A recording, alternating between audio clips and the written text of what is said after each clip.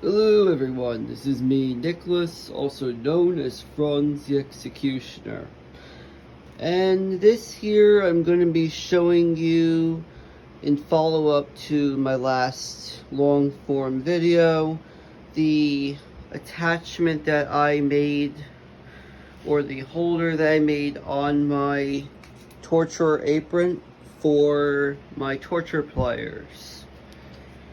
So I made that little loop and attached those little clasps to hold my torture pliers onto my apron when I'm wearing it.